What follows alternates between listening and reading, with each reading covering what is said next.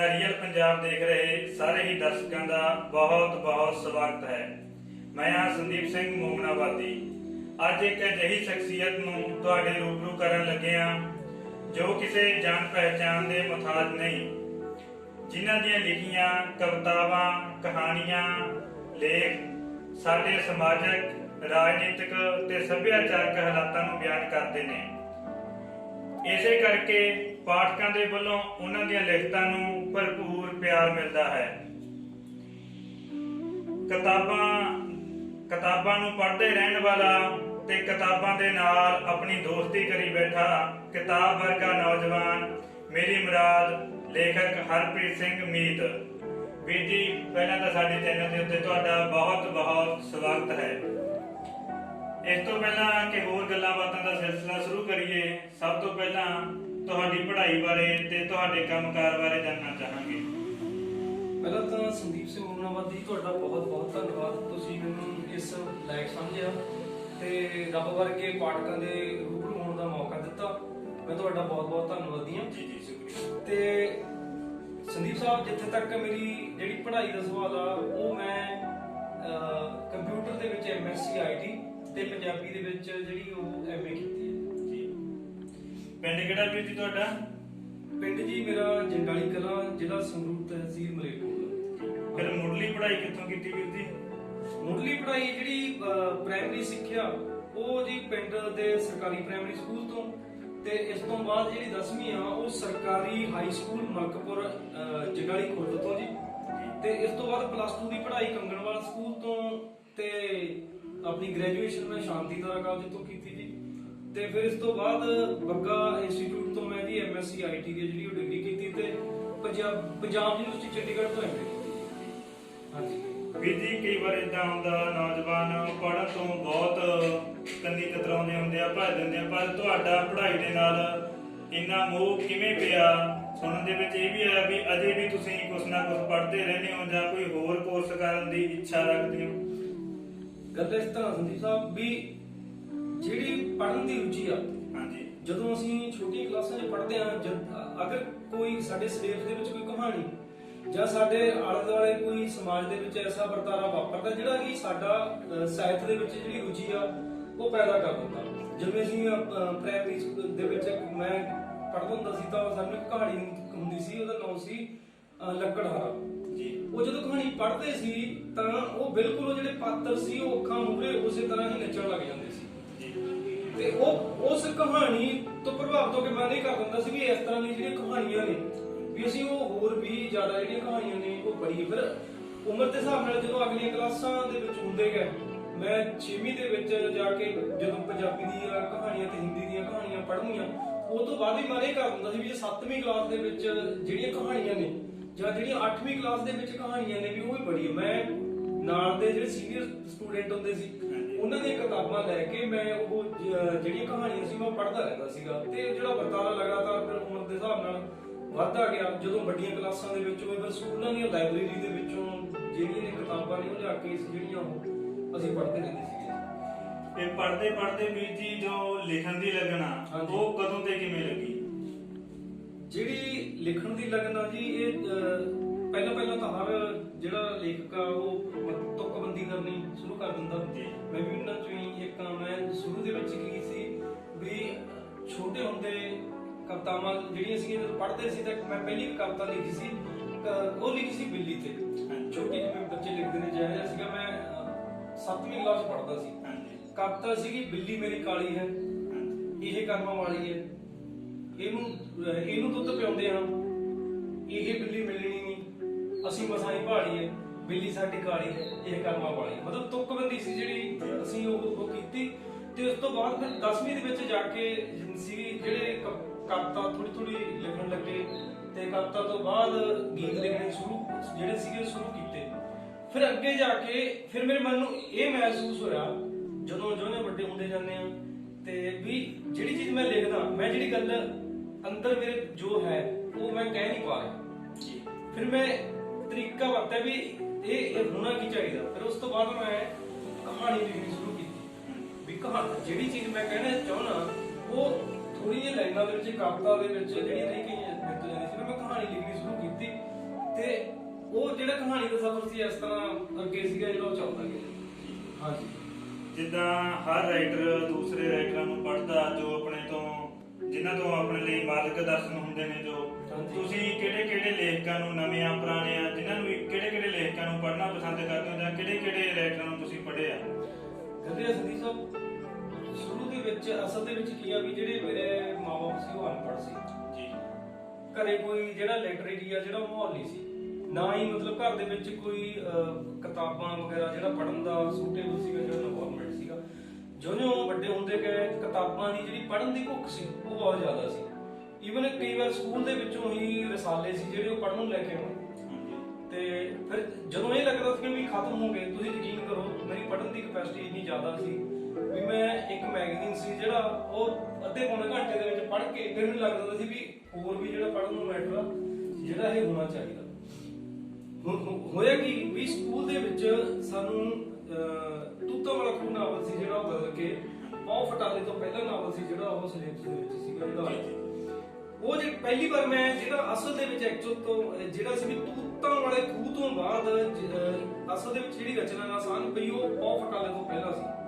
ਉਹਦੇ ਵਿੱਚ ਜਿਹੜੇ ਦੀਨਾ ਨੱਥਾ ਜਗਨਾ ਪਾਤਰ ਸੀ ਜਿਹੜੇ ਉਹ ਅੱਜ ਵੀ ਮਤਲਬ ਮੈਨੂੰ ਇਹ ਲੱਗਦਾ ਹੁੰਦਾ ਵੀ ਮੇਰੇ ਆਲੇ ਦੁਆਲੇ ਜਿਹੜੇ ਨਵੇਂ ਮੁੰਡੇ ਨੇ, ਜਿਹੜੇ ਸੂਝਵਾਨ ਆਦਰਸ਼ ਮੁੰਡੇ ਨੇ, ਉਹ ਘੁੰਮਦੇ ਫਿਰਦੇ ਜਿਹੜੇ ਨੇ ਪਾਤਰ ਨੇ ਉਹ ਜਿਹੜੇ ਸੀ ਮੈਨੂੰ ਲੱਗੇ। ਸਕੂਲ ਤੋਂ ਬਾਅਦ ਜਦੋਂ ਕੰਗਣਵਾਲ ਸਕੂਲ ਚ ਪੜ੍ਹੇ ਤਾਂ ਬਹੁਤ ਵੱਡੀ ਲਾਇਬ੍ਰੇਰੀ, ਸਾਹਿਤਕ ਲਾਇਬ੍ਰੇਰੀ ਬਹੁਤ ਵੱਡੀ ਹੈ ਸਕੂਲ ਦੇ ਵਿੱਚ, ਤੇ ਉੱਥੋਂ ਛੁੱਟੀ ਦੇ ਟਾਈਮ ਅਸੀਂ 4-4 5-5 ਕਿਤਾਬਾਂ ਸੀ ਜਿਹੜੀਆਂ ਲਾਇਬ੍ਰੇਰੀ ਤੋਂ ਅਸੀਂ ਪੜ੍ਹਨ ਜਿਹੜੇ ਲੈ ਸੀਗੇ ਲਾਇਬ੍ਰੇਰੀ ਤੋਂ ਅਸੀਂ ਲੈ ਆਉਂਦੇ ਸੀਗੇ ਜੀ। ਫਿਰ ਉਹ ਕਿਤਾਬਾਂ ਸੀ ਜਿਹੜੀਆਂ ਪੜ੍ਹਦੇ ਰਹਿੰਦੇ ਸੀਗੇ।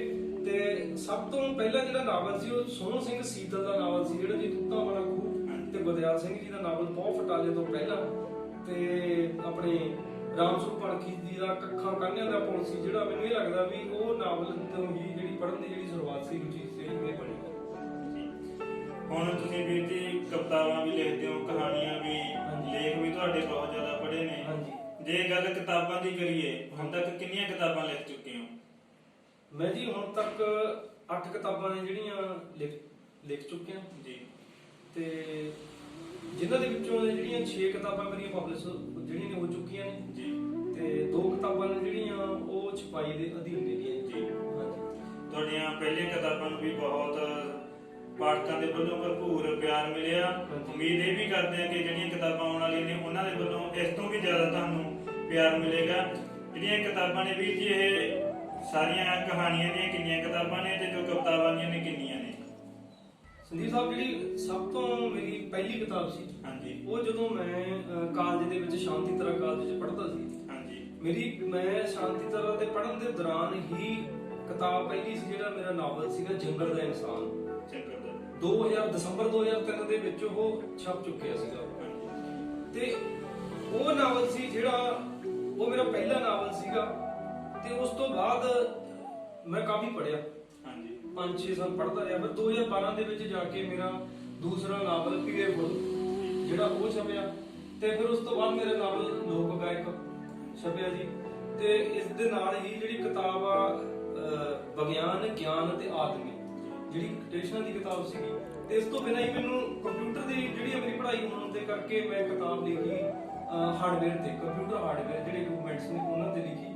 ਤੇ ਇਸ ਤੋਂ ਬਾਅਦ 2015 ਦੇ ਵਿੱਚ ਜਿਹੜੀ ਮੇਰੀ ਕਹਾਣੀਆਂ ਦੀ ਕਿਤਾਬ ਆ, ਪਹਿਲੀ ਕਹਾਣੀਆਂ ਦੀ ਕਿਤਾਬ ਆ ਜਿਹੜੀ ਮਾਸੂਮ ਚੋਰ, ਉਹ ਇਸ ਤੋਂ ਬਾਅਦ ਉਹ ਲਿਖੀ। ਤੇ ਜਿਹੜੀ ਕਵਿਤਾਵਾਂ ਨੇ ਉਹ ਵੈਸੇ ਮੈਂ ਕੋਈ ਕਿਤਾਬ ਕੋਈ ਨਹੀਂ ਛਪਾਈ, ਵੈਸੇ ਲਿਖਣ ਦਾ ਸ਼ੌਕ ਜ਼ਰੂਰ ਹੈ ਵੀ ਜਦੋਂ ਅਖਬਾਰਾਂ ਦੇ ਵਿੱਚ ਹਾਂਜੀ ਉਹ ਰਸਾਲਿਆਂ ਵਿੱਚ ਜ਼ਰੂਰ ਦੀ ਜਿਹੜੀਆਂ ਕਵਿਤਾਵਾਂ ਨੇ ਉਹ ਭੇਜਦੀ ਨੇ। ਤੇ ਜਿੱਦਾਂ ਤੁਸੀਂ ਸ਼ਾਂਤੀ ਦਾ ਕਾਲਜ ਦੀ ਗੱਲ ਕੀਤੀ, ਅੱਜ ਵੀ ਕਦੇ ਉੱਥੇ ਜਾਈਦਾ ਜਾਂ ਕਿਸੇ ਉੱਥੋਂ ਦਾ ਪ੍ਰੋਗਰਾਮ ਦੇਖੀਦਾ ਤਾਂ ਉੱਥੇ ਹਰਪ੍ਰੀਤ ਸਿੰਘ ਮੀਤ ਨੂੰ ਜ਼ਰੂਰ ਯਾਦ ਕੀਤਾ ਜਾਂਦਾ, ਉਹਨਾਂ ਨੂੰ ਬੁਲਾਇਆ ਵੀ ਜਾਂਦਾ ਤੇ ਉਹਨਾਂ ਦੀ ਚਰਚਾ ਵੀ ਜ਼ਰੂਰ ਹੁੰਦੀ ਹੈ। ਬਿਲਕੁਲ ਜੀ, ਤੁਸੀਂ ਮੈਂ ਖੁਦ ਇਹ ਚੀਜ਼ ਮੈਂ 2015 ਦੇ ਵਿੱਚ ਜਦੋਂ ਮੇਰਾ ਮਾਸੂਮ ਚੋਰ ਜਿਹੜੀ ਕਿਤਾਬ ਸੀ ਜਦੋਂ ਛਪੀ, ਮੈਂ ਖੁਦ ਇਹ ਪ੍ਰੋਗਰਾਮ ਮੇਰੇ ਮਨ ਦੇ ਵਿੱਚ ਸੀ ਵੀ ਜਿਹੜੀ ਮੇਰੀ ਕਿਤਾਬ ਆ ਮੇਰੇ ਕਾਲਜ ਦੇ ਵਿੱਚ ਰਿਲੀਜ਼ ਕੀਤੀ ਜਾਵੇ। ਉਹਦਾ ਰੀਜ਼ਨ ਇਹ ਸੀ ਵੀ ਜਿਹੜਾ ਮੇਰਾ ਜੰਗਲ ਦਾ ਇਨਸਾਨ ਨਾਵਲ ਸੀ ਪਹਿਲਾ, ਇਹ ਛਪਣਾ ਨਹੀਂ ਸੀ ਜੇਕਰ ਉੱਥੋਂ ਦੇ ਪ੍ਰੋਫੈਸਰ ਜਿਹੜੇ ਚਰਨਪ੍ਰੀਤ ਸਿੰਘ ਜੀ ਦੂਆ ਜੀ,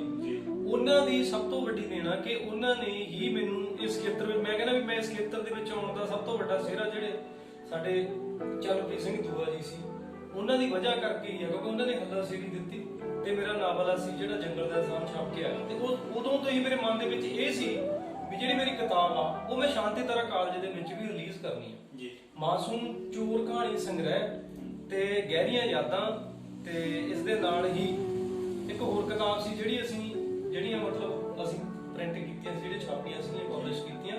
ਫਿਰ ਅਸੀਂ ਇੱਕ ਸ਼ਾਂਤੀ ਤਰ੍ਹਾਂ ਕਾਲਜ ਪ੍ਰੋਗਰਾਮ ਰੱਖਿਆ, ਉੱਥੇ ਕਿਤਾਬ ਸੀ ਜਿਹੜੀਆਂ ਰਿਲੀਜ਼ ਕੀਤੀ ਗਈਆਂ। ਉੱਥੇ ਫਿਰ ਜਿਹੜੀ ਕਾਲਜ ਦੀਆਂ ਯਾਦਾਂ ਸੀ ਜਾਂ ਕਾਲਜ ਦੇ ਨਾਲ ਜਿਹੜੇ ਜੁੜੇ ਹੋਏ ਵਧੀਆ ਪਲ ਸੀ, ਹਾਂਜੀ, ਉਹ ਸਾਰੇ ਜਿਹੜੇ ਉੱਥੇ ਸੀ ਜਿਹੜੇ ਸਾਂਝੇ ਕੀਤੇ ਸੀ।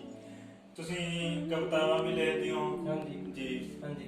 ਹਰ ਇੱਕ ਜੋ ਲੇਖਕ ਆ ਉਹਨੂੰ ਆਪਣੀਆਂ ਸਾਰੀਆਂ ਰਚਨਾਵਾਂ ਪਿਆਰੀਆਂ ਹੁੰਦੀਆਂ ਨੇ, ਚੰਗੀਆਂ ਹੁੰਦੀਆਂ ਨੇ, ਪਰ ਫਿਰ ਵੀ ਜੇ ਆਪਾਂ ਸਭ ਤੋਂ ਤੁਹਾਡੀ ਕੋਈ ਮਕਬੂਲ ਕਵਿਤਾ ਜਾਂ ਕੋਈ ਸ਼ੇਅਰ ਦੀ ਗੱਲ ਕਰੀਏ ਤਾਂ ਉਹ ਜ਼ਰੂਰ ਸਾਡੇ ਦਰਸ਼ਕ ਵੀ ਸੁਣਨਾ ਚਾਹਣਗੇ ਤੇ ਅਸੀਂ ਵੀ ਸੁਣਨਾ ਚਾਹਾਂਗੇ। ਅਸਲ ਦੇ ਵਿੱਚ ਸੰਦੀਪ ਜੀ ਕੀ ਆ ਵੀ ਜਿਹੜਾ ਮੇਰਾ ਖੁਦ ਦਾ ਖੇਤਰ ਜੀ, ਮੇਰਾ ਲਿਖਣ ਦਾ, ਉਹ ਹੈਗਾ ਮੇਰਾ ਗਲਪ, ਕਹਾਣੀਆਂ ਤੇ ਨਾਵਲ ਜੀ। ਤੇ ਜਿਹੜੀ ਜਿੱਦਾਂ ਕਵਿਤਾ ਦਾ ਸਵਾਲ ਆ, ਮੈਂ ਲਿਖਦਾ, ਪਰ ਬਹੁਤੀਆਂ ਕਵਿਤਾਵਾਂ ਜਾਂ ਜਿਹੜੇ ਗਜ਼ਲਾਂ ਨੇ ਉਹ ਮੇਰੇ ਬਹੁਤੇ ਯਾਦ ਨਹੀਂ ਰਹਿੰਦੇ ਜੀ। ਕਹਾਣੀ ਮੈਂ ਭੁੱਲਦਾ ਕੋਈ ਨਹੀਂ, ਪਰ ਫਿਰ ਵੀ ਜੇ ਤੁਸੀਂ ਕਹਿੰਦੇ ਹੋ ਵੀ ਖੁਦ ਦੀ ਮਨਪਸੰਦ ਜਾਂ ਇਹ ਫਿਰ ਵੀ 2-4 ਲੈਣਾ। ਹਾਂਜੀ ਬਿਲਕੁਲ ਜੀ, ਹਾਂਜੀ ਬਿਲਕੁਲ। ਮੈਂ ਕਾਲਜ ਟਾਈਮ ਪੜ੍ਹਦੇ ਨੇ ਇੱਕ ਕਵਿਤਾ ਲਿਖੀ ਸੀ ਜੀ ਭਗਤ ਸਿੰਘ ਤੇ। ਭਗਤ ਸਿੰਘ ਤੇ ਜਿਹੜੀ ਕਵਿਤਾ ਲਿਖੀ ਸੀ ਉਹਦੇ ਵਿੱਚ ਕੀ ਆ ਵੀ ਧਰਤੀ ਹੈ ਜਿਹੜੀ ਪੰਜਾਬ ਦੀ, ਖਾਸ ਕਰ ਧਰਤੀ, ਜਿਵੇਂ ਹੁਣ ਵੀ ਪ੍ਰੋਟੈਸਟ ਆ ਜਿਹੜਾ ਚੱਲ ਰਿਹਾ ਪੰਜਾਬ ਦੇ ਵਿੱਚ, ਹਰ ਟਾਈਮ ਦੰਗੇ, ਪੰਜਾਬ ਦੇ ਹਾਲਾਤ ਹੀ ਇਸ ਤਰ੍ਹਾਂ ਦੇ ਰਹੇ ਨੇ। ਮੈਂ ਉਸ ਟਾਈਮ ਜਦੋਂ ਜਿਹੜਾ ਧਰਤੀ ਦਾ ਤੂਫਾਨ ਸੀ, ਜਿਹੜੀ 2004 ਦੇ ਵਿੱਚ ਮੈਂ ਕਵਿਤਾ ਲਿਖੀ ਤੇ ਮੈਂ ਤੁਹਾਨੂੰ ਥੋੜ੍ਹੀਆਂ ਸਤਰਾਂ ਸੁਣਾਉਣਾ। ਧਰਤੀ ਕਹਿੰਦੀ ਵਰੇ ਹੋ ਗਏ ਕੋਈ ਯੋਧਾ ਨਹੀਂ ਜੰਮਿਆ, ਤਾਈਓ ਭ੍ਰਿਸ਼ਟਾਚਾਰੀ ਦਾ ਤੂਫਾਨ ਨਹੀਂ ਥੰਮਿਆ। ਕੁਝ ਪੁੱਤ ਲੜੇ ਸੀ ਗੁਲਾਮੀ ਲਈ ਮੇਰੇ, ਪਰ ਅੱਜ ਤਾਂ ਸਭ ਦਾ ਖੂਨ ਪਿਆ ਹੈ ਜੰਮਿਆ। ਪੰਜਾਂ ਪਾਣੀਆਂ ਦੀ ਮੈਂ ਜਾਈ ਕਰਲਾਉਂਦੀ ਭੁੱਬਾਂ ਮਾਰ, ਦੱਸੋ ਕਿੱਥੋਂ ਮੈਂ ਪੁੱਤ ਲਿਆਵਾਂ ਭਗਤ ਸਿੰਘ ਸਰਦਾਰ। ਅਗਲਾ ਜੀ ਉਹ ਕਹਿੰਦੀ ਕੁਝ ਕਪੁੱਤਾਂ ਮੇਰੀ ਛਾਤੀ ਚੀਰੀ, ਪੁੱਤ ਨਹੀਂ ਕਪੁੱਤਾ ਜੀ। ਕੁਝ ਕਪੁੱਤਾਂ ਮੇਰੀ ਛਾਤੀ ਚੀਰੀ, ਕਰ ਦਿੱਤਾ ਮੈਨੂੰ ਰੰਡੀ, ਹਿੰਦੁਸਤਾਨ ਤੇ ਪਾਕਿਸਤਾਨ ਬਣਾ ਕੇ ਮੈਂ 2 ਹਿੱਸਿਆਂ ਵਿੱਚ ਵੰਡੀ। ਅੱਧ ਮਰਿਆ ਵਰਗੀ ਹਾਲਤ ਹੋਈ, ਲੈਂਦਾ ਨਾ ਕੋਈ ਸਾਰ, ਦੱਸੋ ਕਿੱਥੋਂ ਮੈਂ ਪੁੱਤ ਲਿਆਵਾਂ ਭਗਤ ਸਿੰਘ ਸਰਦਾਰ। ਅਗਲੀ ਲਾਈਨ ਦੇ ਵਿੱਚ ਉਹ ਅੱਜ ਦੇ ਜਿਹੜੇ ਹਾਲਾਤ ਨੇ ਬਿਆਨ ਕਰਦੇ ਆ, ਉਹਦੇ ਵਿੱਚ ਕਿਹਾ ਗਿਆ ਜੀ, ਮੇਰੀਆਂ ਧੀਆਂ ਦੇ ਇੱਜ਼ਤਾਂ ਦੇ ਰਖਵਾਲੇ, ਮੇਰੀਆਂ ਧੀਆਂ ਦੇ ਇੱਜ਼ਤਾਂ ਦੇ ਰਖਵਾਲੇ ਲੁੱਟਣ ਲੱਗ ਪਏ ਪੱਤਾਂ, ਕਿਉਂ ਨਹੀਂ ਬਣਦੀ ਕੋਈ ਝਾਂਸੀ ਦੀ ਰਾਣੀ, ਕਿੱਥੇ ਗਈਆਂ ਧੀਆਂ ਦੀਆਂ ਮੱਤਾਂ।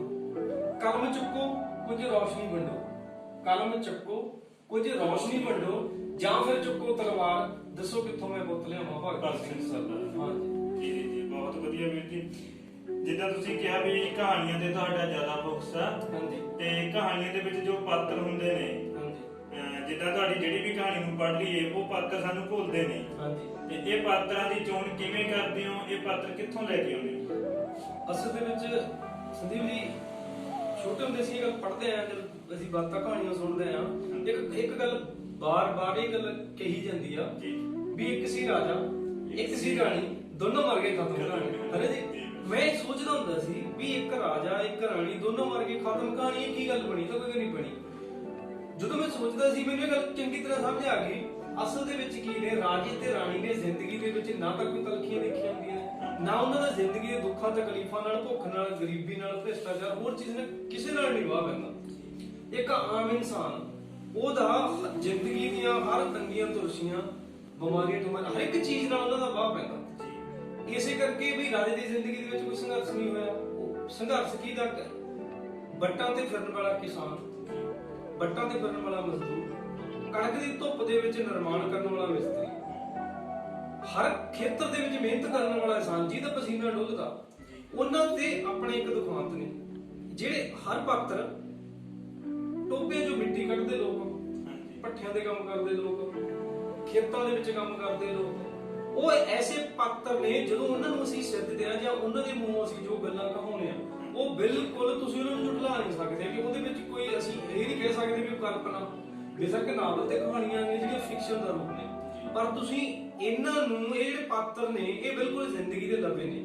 ਪਿੰਡਾਂ ਦੇ ਵਿੱਚ ਅਸੀਂ ਦੇਖਦੇ ਹਾਂ ਮਿਹਨਤ ਮਜ਼ਦੂਰੀ ਕਰਨ ਵਾਲਾ ਇਨਸਾਨ ਸਾਈਕਲ ਤੇ ਜਾਂਦਾ, ਸਾਈਕਲ ਤੇ ਜਿਹੜੇ ਉਹਦੀ ਚੈਨ ਦੀ ਆਵਾਜ਼ ਵੀ ਜਿਹੜੀ ਚੂੰ ਚੂੰ ਕਰਦੀ ਹੈ, ਜਦੋਂ ਅਸੀਂ ਉਹਦਾ ਵੀ ਵਰਤਾਂਤ ਲਿਖਦੇ ਆ ਤਾਂ ਪੜ੍ਹਨ ਵਾਲੇ ਨੂੰ ਇਹ ਪੂਰੀ ਤਰ੍ਹਾਂ ਸੋ ਜਿਹੜਾ ਦ੍ਰਿਸ਼ ਆ ਉਹ ਚੰਗੀ ਤਰ੍ਹਾਂ ਜਿਹੜਾ ਸਾਹਮਣੇ ਆ ਜਾਂਦਾ। ਜਿਹੜੇ ਮੈਂ ਕਹਾਣੀਆਂ ਲਿਖਦਾ ਜਾਂ ਨਾਵਲ ਲਿਖਦਾ, ਉਹ ਪਾਤਰ ਜਿਹੜੇ ਹੁੰਦੇ ਨੇ ਉਹ ਸਾਡੇ ਆਲੇ ਦੁਆਲੇ ਪਿੰਡਾਂ ਦੇ ਵਿੱਚੋਂ ਹੀ ਨੇ, ਜਿਹੜੇ ਪਾਤਰ ਨੇ ਉਹ ਆਮ ਨੇ ਪਾਤਰ ਉਹੀ ਘੜੇ ਜਾਂਦੇ ਨੇ, ਉਹੀ ਲਿਖੇ ਜਾਂਦੇ ਨੇ।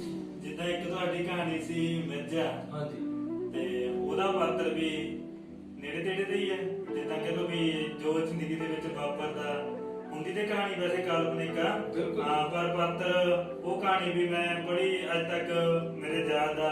ਉਹ ਕਹਾਣੀ ਨੂੰ ਪੜ੍ਹ ਕੇ ਹਾਸਾ ਵੀ ਆਉਂਦਾ ਤੇ ਡੂੰਘਾਈ ਦੇ ਵਿੱਚ ਵੀ ਬਹੁਤ ਆ। ਹਾਂਜੀ ਬਿਲਕੁਲ ਜੀ। ਉਹ ਜਿਹੜੀ ਕਹਾਣੀ ਸੀ ਜੀ, ਮੈਂ ਮਤਲਬ ਥੋੜੇ ਟਾਈਮ ਲਈ ਕਿਤੇ ਸਕੂਲ 'ਚ ਪੜ੍ਹਾ ਰਿਹਾ ਸੀਗਾ ਜੀ, ਤੇ ਉਹ ਰਸਤੇ ਦੇ ਵਿੱਚ ਕੋਈ ਇੱਕ ਡੇਲੀ ਮੈਨੂੰ ਇੱਕ ਐਸਾ ਇਨਸਾਨ ਮਿਲਦਾ ਸੀ, ਮੇਰੀ ਉਹਦੇ ਇਨਸਾਨ ਦੇ ਵਿੱਚ ਰੁਚੀ ਸੀ, ਕਿਉਂਕਿ ਜਿਹੜਾ ਇੱਕ ਸਾਹਿਤਕਾਰ ਹੁੰਦਾ ਉਹ ਇੱਕ ਸੰਵੇਦਨਸ਼ੀਲ ਇਨਸਾਨ ਹੁੰਦਾ। ਜਿਵੇਂ ਮੰਨ ਲਓ ਅਸੀਂ ਇਹ ਕਹਿ ਦਿੰਦੇ ਆ ਵੀ ਜਦੋਂ ਸੂਰਜ ਚੜ੍ਹਦਾ, ਇੱਕ ਆਮ ਇਨਸਾਨ ਨੂੰ ਸੂਰਜ ਸਿਰਫ ਚੜ੍ਹਦਾ ਦਿਖਾਈ ਦਿੰਦਾ, ਪਰ ਇੱਕ ਲੇਖਕ ਲਈ, ਇੱਕ ਕਵੀ ਲਈ ਜਿਹੜਾ ਸੂਰਜ ਆ ਉਹ ਬਹੁਤ ਸਾਰੀਆਂ ਗੱਲਾਂ ਨੇ ਡੇਲੀ ਲੈ ਕੇ ਆਉਂਦਾ ਨਾ। ਸੂਰਜ ਚੜ੍ਹਦੇ ਨੂੰ ਅਸੀਂ ਕਹਿੰਦੇ ਆ ਵੀ ਸੂਰਜ ਆ ਜਿਹੜਾ ਉੱਗ ਰਿਹਾ, ਪੈਦਾ ਹੋ ਰਿਹਾ, ਜਿਹੜੀ ਥੱਲੇ ਤੇਲ ਡਿੱਗੀ ਹੋਈ ਆ ਅਸੀਂ ਉਹਨੂੰ ਸ਼ਬਨਮ ਕਹਿ ਦਿੰਦੇ ਆ, ਅਸੀਂ ਉਹਨੂੰ ਮੋਤੀ ਕਹਿ ਦਿੰਦੇ ਆ, ਪਰ ਇਨਸਾਨ ਦਾ ਪ੍ਰੇਮ ਕਰਕੇ ਪੱਲਾ ਝਾੜ ਲੈਂਦਾ ਨਾ।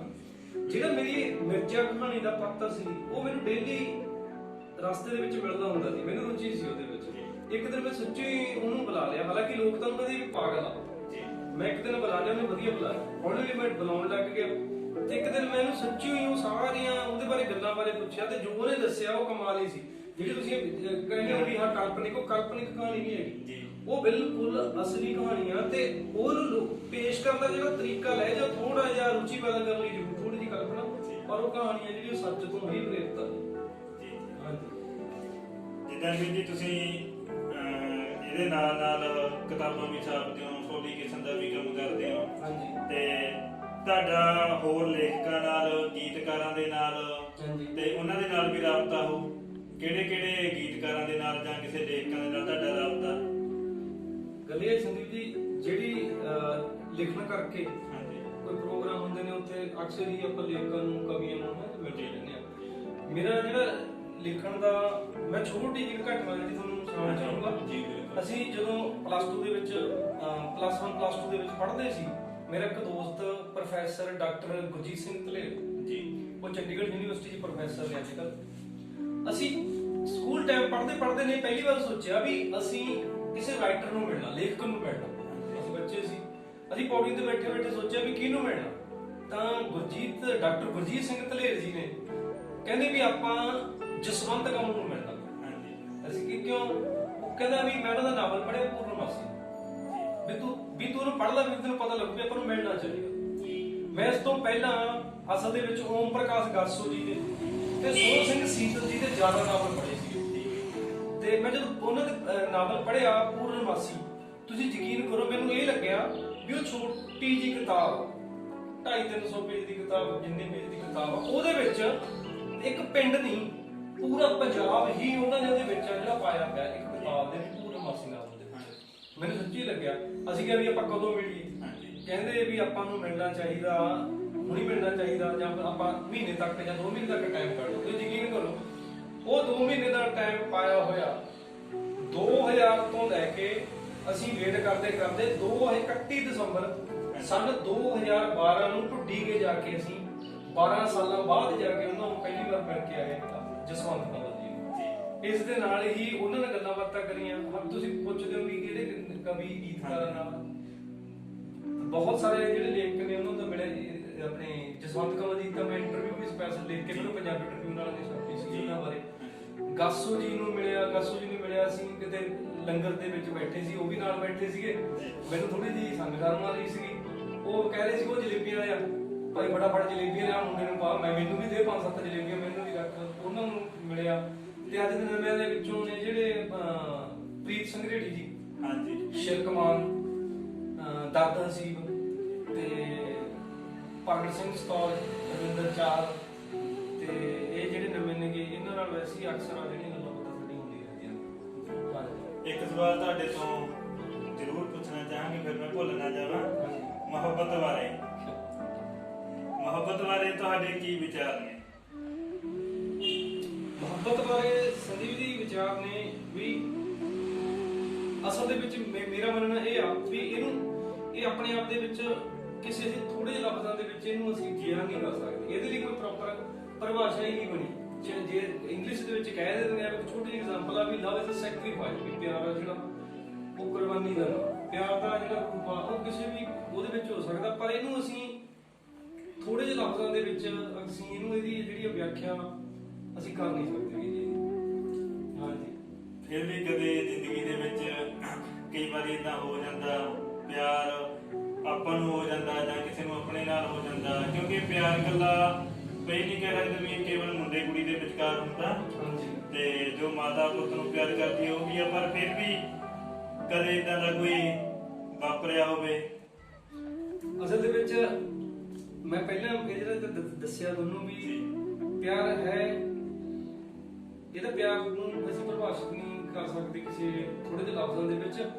ਜਿਵੇਂ ਅਸੀਂ ਨੀਲਾ, ਪੀਲਾ, ਗੁਲਾਬੀ, ਹਰਾ, ਚਿੱਟਾ ਜਿਹੜੇ ਨੇਗੇ ਇਹ ਸਾਰੇ ਇੱਕ ਰੰਗ ਨੇ, ਪਰ ਸਾਰਿਆਂ ਨੂੰ ਨੀਲਾ ਪੀਲਾ ਨਹੀਂ ਅਸੀਂ ਕਹਿੰਦੇ, ਬਸ ਅਸੀਂ ਸਾਰਿਆਂ ਲਈ ਇੱਕ ਸਾਂਝਾ ਲਫ਼ਜ਼ ਵਰਤ ਲੈਂਦੇ ਹਾਂ, ਰੰਗ। ਇਸੇ ਤਰ੍ਹਾਂ ਮਾਂ ਨੂੰ, ਭੈਣ ਨੂੰ, ਯਾਰਾਂ ਦੋਸਤਾਂ ਨੂੰ ਜਾਂ ਕਿਸੇ ਕੁੜੀ ਨੂੰ ਜਾਂ ਕਿਸੇ ਨੂੰ ਅਸੀਂ ਪਿਆਰ ਕਰਦੇ ਹਾਂ, ਅਸੀਂ ਉਹ ਸਾਰੀ ਚੀਜ਼ ਦਾ ਇੱਕ ਹੀ ਨਾਂ ਰੱਖ ਲੈਂਦੇ ਹਾਂ, ਪਿਆਰ।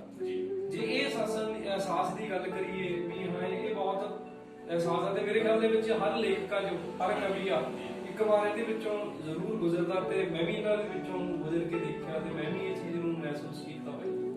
ਹਾਂਜੀ, ਉਸ ਤੋਂ ਬਾਅਦ ਫਿਰ ਤੁਸੀਂ ਤੁਹਾਡਾ ਐਕਸਪੀਰੀਅੰਸ ਹੋ ਗਿਆ, ਮੇਰਾ ਖਿਆਲ ਵੀ ਕੇਵਲ ਲੇਖਕ ਹੀ ਨਹੀਂ ਹਰ ਬੰਦਾ ਲਗਭਗ ਇਸ ਦੌਰ ਦੇ ਵਿੱਚੋਂ ਗੁਜ਼ਰਦਾ, ਤਾਂ ਉਹ ਤੋਂ ਬਾਅਦ ਫਿਰ ਨੌਜਵਾਨਾਂ ਨੂੰ ਇਹਦੇ ਬਾਰੇ ਕੀ ਕਹਿਣਾ ਚਾਹੋਗੇ? ਜਿੱਦਾਂ ਕਿਉਂਕਿ ਹਰ ਇੱਕ ਦੀ ਆਪੋ ਆਪਣੀ ਧਾਰਨਾ ਬਣੀ ਹੋਈ ਆ, ਕੋਈ ਪਿਆਰ ਨੂੰ ਆਪਣੀ ਜ਼ਿੰਦਗੀ ਮੰਨਦਾ, ਕੋਈ ਇਹਦੇ ਵਿੱਚ ਯਕੀਨ ਨਹੀਂ ਕਰਦਾ, ਤੇ ਕਿਸੇ ਨੂੰ ਜਿਹਨੂੰ ਧੋਖਾ ਮਿਲਿਆ ਹੋਇਆ ਉਹਦੇ ਵਿਚਾਰ ਕੁਝ ਹੋਰ ਹੁੰਦੇ ਨੇ। ਤੁਹਾਡੇ ਇਹਦੇ ਬਾਰੇ ਕੀ ਵਿਚਾਰ ਨੇ? ਮੇਰੇ ਵਿਚਾਰ ਇਹਦੇ ਬਾਰੇ ਸੰਦੀਪ ਜੀ ਇਹ ਨੇ ਵੀ ਜੋ ਪਿਆਰ ਆ ਇਹ ਬਾਇਓਲੋਜੀਕਲ, ਇਹ ਕੋਈ ਫਾਰਮ ਨਹੀਂ ਹੈਗੀ, ਇਹ ਕੋਈ ਇਹਦਾ ਰੂਪ ਨਹੀਂ ਹੈਗਾ ਨਾ। ਜਿਵੇਂ ਕਿ ਅਸੀਂ ਇਹਦੀ ਗੱਲ ਕਰੀਏ ਇਹ ਬਹੁਤ ਉੱਚਾ ਸੁੱਚਾ, ਅਸੀਂ ਬਹੁਤ ਸਾਰੀਆਂ ਗੱਲਾਂ ਕਹਿ ਰਹੇ ਜੇ ਅਸੀਂ ਜਿਵੇਂ ਪਹਿਲਾਂ ਕਿ ਇਹਨੂੰ ਪ੍ਰਭਾਸ਼ਿਤ ਨਹੀਂ ਕਰ ਸਕਦੇ। ਜੇ ਅਸੀਂ ਬਾਣੀ ਦੀ ਗੱਲ ਕਰੀਏ, ਜੇ ਜਨ ਪ੍ਰੇਮ ਕੀ ਉਹਦੇ ਨਹੀਂ ਕਰ ਪਾਏ, ਠੀਕ ਹੈ ਜੀ, ਜਾਂ ਅਸੀਂ ਇਹ ਗੱਲ ਕਹਿ ਸਕਦੇ ਹਾਂ ਵੀ ਬਹੁਤ ਸਾਰਾ ਸਾਹਿਤ, ਬਹੁਤ ਸਾਰੇ ਸੱਭਿਆਚਾਰਕ ਜਿਹੜੇ ਸਾਡੇ ਫੰਡਾਮੈਂਟਲਸ ਨੇਗੇ, ਬਹੁਤ ਸਾਰੀਆਂ ਗੱਲਾਂ, ਸਾਡੇ ਗੀਤ, ਸਾਡੀਆਂ ਕਹਾਣੀਆਂ, ਅਸੀਂ ਇਸ ਚੀਜ਼ ਤੋਂ ਭੱਜ ਨਹੀਂ ਸਕਦੇ। ਕੁਦਰਤ ਦੇ ਜਿਹੜੇ ਬਣਾਏ ਹੋਏ ਧੁਰੇ ਨੇ, ਜਿਵੇਂ ਮੰਨ ਲਓ ਇਹ ਇੱਕ ਮੀਂਹ ਪੈਂਦਾ, ਧੁੱਪਾਂ, ਤਪਸ਼ ਤੋਂ ਬਾਅਦ ਮੀਂਹ ਪੈਣ ਤੋਂ ਬਾਅਦ ਠੰਡਕ ਹੁੰਦੀ ਹੈ। ਕਿਸੇ ਇਨਸਾਨ ਨੇ ਕਿਸੇ ਨੂੰ ਪਾ ਲਿਆ, ਉਹ ਠੰਡਕ ਦਾ ਅਹਿਸਾਸ ਆ। ਜਿਵੇਂ ਛੋਟੀ ਜਿਹੀ ਤੁਹਾਨੂੰ ਇੱਕ ਦੋ ਲਾਈਨਾਂ ਸੁਣਾਉਣਾ, ਉਹ ਅਧਿਆਤਮਵਾਦ ਤੋਂ ਬਿਲਕੁਲ ਪ੍ਰੇਰਿਤ ਨੇ, ਪਰ ਉਹ ਕਹਿੰਦੇ ਕੀ ਨੇ? ਉਹ ਇਹ ਕਹਿੰਦੀਆਂ ਨੇ ਧਰਤੀ ਕਹਿੰਦੀ ਆ, ਧਰਤੀ ਆਪਣਾ ਦੁੱਖ ਬਿਆਨ ਕਰਦੀ, ਕੁਦਰਤ ਪਰਮਾਤਮਾ ਨੂੰ ਇਹ ਕਹਿੰਦੇ ਆ, ਕੁਦਰਤ ਬੋਲਦੀ ਆ ਕਾਦਰ ਨੂੰ, ਕੀ ਕਹਿੰਦੀ ਆ? ਮੇਰੇ ਜਿਹੜੀਆਂ ਲਾਈਨਾਂ ਨੇ ਦਿਮਾਗ ਦੇ ਵਿੱਚ ਨੇ, ਜਿਹੜੀਆਂ ਹਾਲੇ ਨਹੀਂ ਆ ਰਹੀਆਂ, ਉਹ ਕਹਿੰਦੇ ਨੇ, ਚਲੋ ਉਹਨਾਂ ਦਾ ਅਰਥ ਸੁਣਾ ਦਿਓ ਕੀ ਕਹਿਣਾ ਚਾਹੁੰਦੇ। ਜੇ ਮਤਲਬ ਅਸੀਂ ਲਾਈਨਾਂ ਬੋਲਦੇ ਤਾਂ ਮੈਂ ਤੁਹਾਨੂੰ ਪਹਿਲਾਂ ਦੱਸਿਆ ਜਿਹੜੀ ਕਵਿਤਾਵਾਂ ਜਾਂ ਸ਼ੇਅਰ ਵਗੈਰਾ ਨੇ ਮੇਰੇ ਬਹੁਤ ਜਿਹੜੇ ਨੇ ਘੱਟ ਯਾਦ ਰਹਿੰਦੇ ਨੇ। ਉਹਦੇ ਵਿੱਚ ਕੀ ਆ ਵੀ ਧਰਤੀ ਤੇ ਮੀਂਹ ਪੈਂਦਾ, ਧਰਤੀ ਤੇ ਜਦੋਂ ਮੀਂਹ ਪੈਂਦਾ ਤਾਂ ਮੀਂਹ ਪੈਣ ਥੋੜੀ ਜਿਹੀ ਬੂੰਦਾਂ ਪੈਂਦੀਆਂ, ਥੋੜੀ ਜਿਹੀ ਬੂੰਦਾਂ ਪੈਣ ਤੋਂ ਬਾਅਦ ਮੀਂਹ ਜਿਹੜਾ ਹਟ ਜਾਂਦਾ। ਜਦੋਂ ਮੀਂਹ ਹਟ ਜਾਂਦਾ ਤਾਂ ਉਦੋਂ ਵੀ ਜ਼ਿਆਦਾ ਤਪਸ਼ ਹੋ ਜਾਂਦੀ ਹੈ। ਬਿਲਕੁਲ ਉਸੇ ਤਰ੍ਹਾਂ ਵੀ ਇੱਕ ਇਨਸਾਨ ਪਿਆਰ ਦੀ ਭਾਲ ਕਰਦਾ ਤੇ ਉਹਦੇ ਕੋਲੇ ਵੀ ਆ ਜਾਂਦਾ ਤੇ ਉਦੋਂ ਬਾਅਦ ਵਿਛੜ ਜਾਂਦਾ। ਮੇਰੇ ਖਿਆਲ ਦੇ ਵਿੱਚ ਫਿਰ ਇਹ ਸਰੀਰ ਦੇ ਵਿੱਚ ਜ਼ਿਆਦਾ ਵਿਰਾਗ ਪੈਦਾ ਹੋ ਜਾਂਦਾ। ਸੂਫੀ ਕਵੀ ਕਹਿੰਦੇ ਨੇਗੇ, ਉਹ ਕਹਿੰਦੇ ਨੇ ਬਿਰਹਾ ਬਿਰਹਾ ਆਖੀਏ, ਕਿਉਂਕਿ ਪਿਆਰ ਤੋਂ ਬਾਅਦ ਹੀ ਜਿਹੜਾ ਵਿਰਹਾ ਵਿਛੋੜਾ ਨਾ ਤੁਹਾਨੂੰ ਬਹੁਤ ਕੁਝ ਸਿਖਾਉਂਦਾ।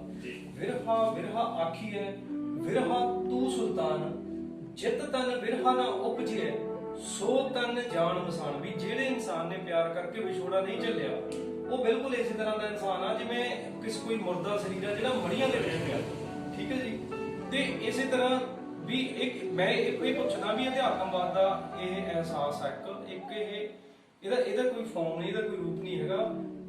ਇੱਕ ਧਰਤੀ ਜਦੋਂ ਤਪਸ ਪੈਂਦੀ ਹੈ, ਜਦੋਂ ਮੀਂਹ ਪੈਣ ਲੱਗ ਜਾਵੇ, ਮੀਂਹ ਥੋੜਾ ਜਿਹਾ ਪੈ ਕੇ ਹਟ ਜਾਵੇ, ਉਸ ਤੋਂ ਬਾਅਦ ਜਿਹੜੀ ਗਰਮੀ ਪੈਂਦੀ ਆ, ਉਸ ਤੋਂ ਬਾਅਦ ਕੀ ਹਾਲ ਹੁੰਦਾ, ਉਹੀ ਹਾਲ ਆ ਜਿਹੜਾ ਉਹ ਇਨਸਾਨ ਦਾ ਹੁੰਦਾ। ਬਾਕੀ ਤੁਸੀਂ ਮੇਰੀ ਜਿਹੜੇ ਨਾਵਲ ਨੇ, ਕਹਾਣੀਆਂ ਨੇ, ਉਹਨਾਂ ਦੇ ਵਿੱਚ ਕਿਸੇ ਨਾ ਕਿਸੇ ਰੂਪ ਦੇ ਵਿੱਚ ਜਿਹੜਾ ਤੁਹਾਨੂੰ ਪਾਤਰ ਨੇ ਤੁਹਾਨੂੰ ਮਿਲਦੇ ਨੇ, ਜਿਹੜੇ ਉਹ ਜ਼ਰੂਰ ਦਿਖਾਈ ਦੇ ਜਾਣਗੇ ਜੀ। ਤੁਸੀਂ ਜਵਾਬ ਬਹੁਤ ਡੂੰਘਾਈ ਦੇ ਵਿੱਚ ਦਿੱਤਾ ਹਾਂਜੀ। ਤੇ ਜਰੂਰ ਸਾਨੂੰ ਸਮਝ ਆ ਗਿਆ ਕੀ ਕਹਿਣਾ ਚਾਹੁੰਦੇ ਹੋ, ਤੇ ਸਾਡੇ ਦਰਸ਼ਕ ਵੀ ਜਰੂਰ ਸਮਝ ਗਏ ਹੋਣਗੇ। ਬਹੁਤ ਹੀ ਤੁਸੀਂ ਸੂਝ-ਬੂਝ ਦੇ ਨਾਲ ਜੋ ਇਸ ਸਵਾਲ ਦਾ ਜਵਾਬ ਦਿੱਤਾ।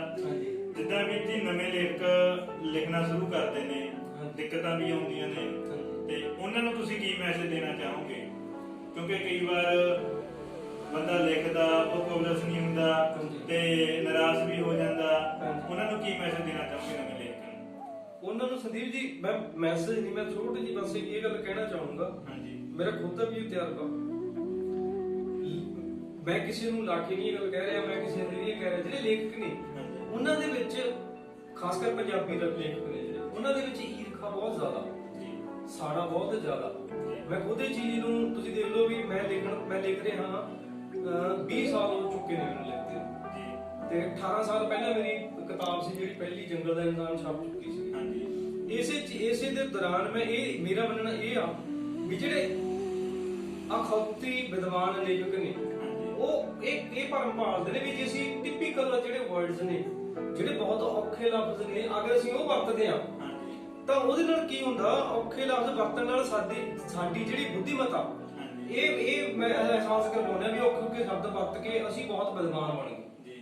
ਜਿਹੜੇ ਨਵੇਂ ਨੇ, ਮੈਨੂੰ ਇਹ ਗੱਲ ਕਹੂੰਗਾ ਵੀ ਜਿਹੜਾ ਤੁਸੀਂ ਲਿਖਦੇ ਹੋ ਉਹ ਸਰਲ ਭਾਸ਼ਾ ਚ ਹੋਣੀ ਚਾਹੀਦੀ ਆ। ਤੁਸੀਂ ਇਹ ਸੋਚੋ ਵੀ ਤੁਸੀਂ ਬੁੱਧੀਜੀਵੀਆਂ ਲਈ ਲਿਖ ਰਹੇ ਹੋ, ਵਿਦਵਾਨਾਂ ਲਈ ਰਚਨਾ ਲਿਖ ਰਹੇ ਹੋ, ਜਾਂ ਆਮ ਲੋਕਾਂ ਲਈ ਲਿਖ ਰਹੇ ਹੋ। ਪਹਿਲਾਂ ਤਾਂ ਇਹ ਤੈਅ ਹੋਣਾ ਚਾਹੀਦਾ ਵੀ ਅਸੀਂ ਬੁੱਧੀਜੀਵੀਆਂ ਲਈ ਲਿਖ ਰਹੇ ਹਾਂ ਜਾਂ ਅਸੀਂ ਆਮ ਲੋਕਾਂ ਲਈ ਲਿਖ ਰਹੇ ਹਾਂ। ਤੁਸੀਂ ਜਿਹੜੇ ਪੜ੍ਹਨ ਵਾਲੇ ਨੇ ਉਹ ਆਮ ਲੋਕ ਨੇ, ਜਿਹੜੇ ਆਪਣੇ ਆਪ ਨੂੰ ਬੀਏਪੀ ਸਮਝਦੇ ਨੇ, ਉਹ ਕਿਤਾਬਾਂ ਨਹੀਂ ਪੜ੍ਹਦੇ ਨੇ।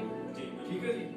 ਜਦੋਂ ਤੁਸੀਂ ਆਮ ਲੋਕਾਂ ਲਈ ਲਿਖ ਰਹੇ ਹੋ ਤਾਂ ਮੇਰੇ ਮੰਨਣਾ ਇਹ ਆ ਵੀ ਉਹਨਾਂ ਦੀ ਭਾਸ਼ਾ ਦੇ ਵਿੱਚ, ਸਰਲਤਾ ਦੇ ਵਿੱਚ ਲਿਖਿਆ ਜਾਵੇ ਤਾਂ ਕਿ ਉਹਨਾਂ ਨੂੰ ਪੜ੍ਹਨ ਵਾਲਿਆਂ ਨੂੰ ਚੰਗੀ ਤਰ੍ਹਾਂ ਸਮਝ ਆ ਜਾਵੇ। ਜਿਹੜੀ ਤੁਸੀਂ ਕਹਾਣੀ, ਕਵਿਤਾ ਜਿਹੜੀ ਆ ਉਹ ਬੋਝਣ ਨਹੀਂ ਬਣਨੀ ਚਾਹੀਦੀ।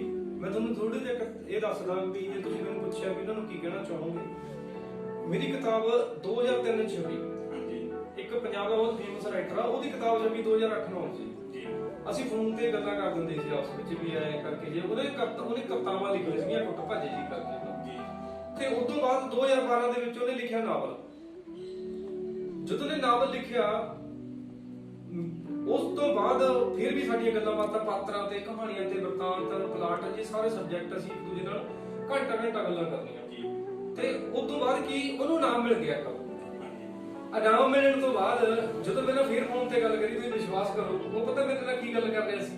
ਉਹ ਮੈਨੂੰ ਇਹ ਗੱਲ ਕਹਿ ਰਿਹਾ ਸੀਗਾ ਵੀ ਜੇ ਤੂੰ ਕੋਸ਼ਿਸ਼ ਕਰੇ ਤੂੰ ਵੀ ਵਧੀਆ ਲਿਖ ਸਕਦਾ।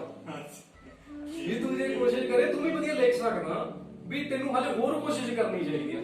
ਹਾਲਾਂਕਿ ਲਿਖਣਾ ਪਹਿਲਾਂ ਤੁਸੀਂ ਸ਼ੁਰੂ। ਹਾਂਜੀ ਬਿਲਕੁਲ। ਹਾਲੇ ਮੈਨੂੰ ਕੁਝ ਅਸੀਂ ਗੱਲਾਂ ਕਰ ਦਿੰਦੇ ਸੀ ਇਹਦੇ ਤੇ, ਉਹ ਸਿਰਫ ਨਾਮ ਨਾਲ ਇਹ ਤੈਅ ਕਰ ਲਿਆ ਉਹਨੇ ਵੀ ਮੈਂ ਸ਼ਾਇਦ ਬਹੁਤ ਵਧੀਆ ਲਿਖ ਰਿਹਾ ਵੀ, ਜਾਂ ਮੈਂ ਬਹੁਤ ਵਧੀਆ, ਮੈਂ ਤੁਹਾਨੂੰ ਜਿਵੇਂ ਪਹਿਲਾਂ ਦੱਸੀ ਇਹ ਗੱਲ ਵੀ ਸਾੜਾ ਬਹੁਤ ਜ਼ਿਆਦਾ। ਤੇ ਨਵੇਂ ਲੇਖਕਾਂ ਨੂੰ ਮੈਂ ਇਹ ਗੱਲ ਕਹੂੰਗਾ, ਅਸੀਂ ਵੀ ਹਾਲੇ ਖੁਦ ਵੀ ਸਾਡਾ ਚੱਲ ਰਿਹਾ ਸੀ ਨਵੀਂ ਆ, ਵੀ ਜਿਹੜਾ ਲਿਖਣਾ, ਜਿਹੜਾ ਵਿਸ਼ਾ ਉਹ ਯੂਨੀਕ ਹੋਣਾ ਚਾਹੀਦਾ। ਜਿਵੇਂ ਮੇਰਾ 2015 ਤੋਂ ਬਾਅਦ ਮੈਂ ਹਲੇ ਕੋਈ ਨਵੇਂ ਵਿਸ਼ੇ ਨੂੰ, ਮੈਨੂੰ ਨਵਾਂ ਵਿਸ਼ਾ ਕੋਈ ਨਹੀਂ ਮਿਲਿਆ ਜਿਹੜਾ ਪੇਸ਼ ਕਰਨਾ ਚਾਹੀਦਾ। ਕਿਉਂ? ਮੇਰਾ ਮੰਨਣਾ ਇਹ ਆ, ਹੁਣ ਮੈਂ ਖੁਦ ਇਹ ਕਹਿ ਰਿਹਾ ਵੀ ਐਸਾ ਵਿਸ਼ਾ ਚੂਜ਼ ਕਰੋ ਜਿਹੜਾ ਪਿੰਡਾਂ ਦੇ ਕਹਾਣੀਆਂ ਤੋਂ, ਪਿੰਡਾਂ ਦੇ ਟੋਭਿਆਂ ਨਾਲਿਆਂ ਤੋਂ, ਪਿੰਡਾਂ ਦੇ ਟਿੱਬਿਆਂ ਤੋਂ, ਪਿੰਡਾਂ ਦੀਆਂ ਗਲੀਆਂ ਬੀਹੀਆਂ ਤੋਂ, ਪਿੰਡਾਂ ਦੇ ਮੁੱਦਿਆਂ ਤੋਂ, ਪਿੰਡਾਂ ਦੇ ਕਤਲਾਂ ਤੋਂ, ਪਿੰਡਾਂ ਦੇ ਰੋਮਾਂਸ ਤੋਂ, ਇਹਨਾਂ ਤੋਂ ਬਾਹਰ ਹੋ ਕੇ ਇੱਕ ਐਸਾ ਸਬਜੈਕਟ, ਇੱਕ ਐਸਾ ਵਿਸ਼ਾ, ਇੱਕ ਐਸਾ ਕੈਨਵਸ ਹੋਣਾ ਚਾਹੀਦਾ ਜਿਹੜਾ ਵਰਲਡ ਲੈਵਲ ਦਾ ਹੋਣਾ ਚਾਹੀਦਾ, ਸੰਸਾਰ ਪੱਧਰ ਦਾ ਹੋਣਾ ਚਾਹੀਦਾ। ਅਸੀਂ ਜਿਹੜੇ ਵਿਸ਼ੇ ਚੁਣਦੇ ਹਾਂ ਗਲਪ ਦੇ ਵਿੱਚ, ਉਹ ਵਿਸ਼ੇ ਨੇ ਜਿਹੜੇ ਉਹ ਵਰਲਡ ਲੈਵਲ ਦੇ ਹੋਣੇ ਚਾਹੀਦੇ। ਸਾਡੇ ਕੋਲੇ ਉਹ ਹਾਲੇ ਤੱਕ, ਮੈਂ ਤੁਹਾਨੂੰ ਉਹਦੇ ਕਹਿ ਰਿਹਾ ਵੀ ਤੁਸੀਂ ਮੈਨੂੰ ਇੱਕ ਐਸਾ ਨਾਵਲ ਦਾ ਨਾਮ ਦੱਸ ਦਿਓ ਜਿਹੜਾ ਪੂਰੇ ਵਰਲਡ ਲੈਵਲ ਤੇ ਪੂਰੇ ਨਾਵਲ ਨੂੰ ਜਾਂ ਪੂਰੀ ਕਹਾਣੀ ਨੂੰ ਰਿਪਰੈਜ਼ੈਂਟ ਕਰਦਾ ਹੋਵੇ। ਤੁਸੀਂ ਮੈਨੂੰ ਦੱਸ ਦਿਓ। ਮੈਂ ਖੁਦ ਆਪਣੇ ਆਪ ਨੂੰ ਕਹਿ ਰਿਹਾ, ਅਸੀਂ ਵੀ ਉੱਥੇ ਤੱਕ ਸੋਚਿਆ ਨਹੀਂ ਹਾਲੇ। ਫਿਰ ਮੈਂ 2015 ਤੋਂ ਬਾਅਦ ਇਹ ਸੋਚਿਆ ਵੀ ਜਿਹੜਾ ਹੁਣ ਵਿਸ਼ਾ ਚੁਣਾਂਗੇ ਉਹ ਵਾਕਈ ਉਹ ਵਿਸ਼ਾ ਹੋਵੇ ਜਿਹਦਾ ਪੂਰੇ ਸੰਸਾਰ ਦਾ ਉਹਦੇ ਨਾਲ ਲੈਣ ਦੇਣ ਹੋਵੇ। ਇਹ ਨਹੀਂ ਵੀ ਮੇਰੇ ਪਿੰਡ ਦੀਆਂ ਗਲੀਆਂ ਨਾਲੀਆਂ ਦਾ ਉਹਦੇ ਵਿੱਚ ਮੁੱਦਾ, ਆਪਸ ਵਿੱਚ ਲੜਾਈ ਝਗੜਾ, ਪਿੰਡਾਂ ਇੱਕ ਪਿੰਡ ਦੇ ਵਿੱਚ ਉਹ ਸਬਜੈਕਟ ਆ ਤੇ ਉੱਥੇ ਜਾ ਕੇ ਖਤਮ ਹੋ ਜਾਂਦਾ। ਨਹੀਂ, ਹੁਣ ਕਹਾਣੀ ਨੂੰ ਵਰਲਡ ਲੈਵਲ ਤੇ ਫੈਲਣ ਦਾ ਟਾਈਮ ਆ ਗਿਆ। ਉੱਥੇ ਤੱਕ ਹੋਣਾ ਚਾਹੀਦਾ ਵੀ ਜਿਹੜੇ ਨਵੇਂ ਨੇ ਉਹਨਾਂ ਨੂੰ ਆਪਦਾ ਜਿਹੜਾ ਵਿਸ਼ਾ ਉਹ ਵਾਕਈ ਉੱਥੋਂ ਰੱਖਣਾ ਚਾਹੀਦਾ ਜਿੱਥੇ ਹਾਲੇ ਅਸੀਂ ਹਾਲੇ ਪਹੁੰਚੇ ਵੀ ਨਹੀਂ, ਉਹਨੂੰ ਇੱਥੋਂ ਸ਼ੁਰੂਆਤ ਕਰਨੀ ਚਾਹੀਦੀ ਹੈ। ਜਾਂਦੇ ਜਾਂਦੇ ਇੱਕ ਸਵਾਲ ਬੇਨਤੀ ਹੋਰ ਜਾਣਨਾ ਚਾਹਾਂਗੇ। ਹਾਂਜੀ। ਹੁਣ ਹਰਪ੍ਰੀਤ ਸਿੰਘ ਮੀਤ ਜੀ ਨਵਾਂ ਕੀ ਕਰ ਰਹੇ ਨੇ ਪੰਜਾਬੀ ਸਾਹਿਤ ਦੇ ਵਿੱਚ, ਜਾਂ ਕੋਈ ਹੋਰ ਨਵੀਂ ਕੋਸ਼ਿਸ਼ ਕੀ ਕਰ ਰਹੇ ਨੇ? ਇਹ ਸੰਦੀਪ ਜੀ ਮੇਰੀਆਂ 2 ਕਿਤਾਬਾਂ ਨੇ ਜਿਹੜੀਆਂ ਉਹ ਤਿਆਰ ਨੇ, ਉਸ ਮਹੀਨੇ 2 ਮਹੀਨੇ ਦੇ ਅੰਦਰ ਨੇ ਜਿਹੜੀਆਂ ਪਾਠਕਾਂ ਦੇ ਹੱਥਾਂ 'ਚ ਹੋਣ। ਪਹਿਲੀ ਕਿਤਾਬ ਆ ਮੇਰੀ ਕਹਾਣੀ ਸੰਗ੍ਰਹਿ ਪਾਗਲ ਹੀਰ। ਪਾਗਲ ਹੀਰ, ਹਾਂਜੀ। ਤੇ ਦੂਸਰਾ ਮੇਰਾ ਜਿਹੜਾ ਨਾਵਲ ਆ ਉਹ ਹੈਗਾ ਅੱਜ ਦੇ ਟਾਈਮ ਦੇ ਵਿੱਚ ਉਹ ਜਿਹੜਾ ਟੀਚਰ ਨੇ, ਅਧਿਆਪਕ ਨੇ, ਉਹਨਾਂ ਦੀ ਲਾਈਫ ਤੇ ਆਧਾਰਿਤ ਆ। ਉਹ ਹੈਗਾ ਕਲਯੁਗ ਦਾ ਦਰੋਣਾਚਾਰੀਆ।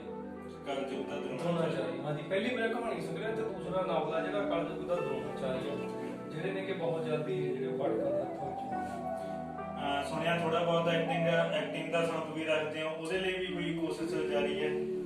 ਉਹ ਤਾਂ ਹੈ ਜੀ ਵੀ ਮੇਰਾ ਮੰਨਣਾ ਹੈ ਵੀ ਜੇ ਤੁਹਾਡੇ ਕੋਲ ਥੋੜਾ ਜਿਹਾ ਵੀ ਟਾਈਮ ਆ, ਤੁਹਾਡੀ ਪੋਜ਼ਿਟਿਵ એનર્ਜੀ ਆ, ਉਹਨੂੰ ਕਿਸੇ ਨਾ ਕਿਸੇ ਪਾਸੇ ਜ਼ਰੂਰ ਲਾਉਣਾ ਚਾਹੀਦਾ। ਹਾਂਜੀ, ਮੈਂ ਕੀਤਾ 2-3 ਫਿਲਮਾਂ ਨੇ ਜਿਹੜੀਆਂ, ਉਹ ਇੱਕ ਅਮਰੂ, ਰੰਗ ਜ਼ਿੰਦਗੀ ਦੇ, ਤੇ ਭਾਸ਼ਾ, ਬੋਹੜ ਸਿੰਘ, ਭਿਖਾਰੀ, ਜਿਹੜੀਆਂ ਫਿਲਮਾਂ ਨੇ ਮੈਂ ਖੁਦ ਡਾਇਰੈਕਟ ਕੀਤੀਆਂ ਨੇਗੀਆਂ ਤੇ ਮੈਂ ਉਹ ਬਣਾਈਆਂ ਨੇਗੀਆਂ। ਤੇ ਇੱਕ ਫਿਲਮ ਰੰਗ ਜ਼ਿੰਦਗੀ ਤੇ ਭਿਖਾਰੀ ਫਿਲਮ ਦੇ ਵਿੱਚ ਮੈਂ ਖੁਦ ਵੀ ਜਿਹੜਾ ਐਕਟਿੰਗ ਕੀਤੀ, ਉਹਦੇ ਵਿੱਚ ਜਿਹੜਾ ਰੋਲ ਕੀਤਾ ਸੀ।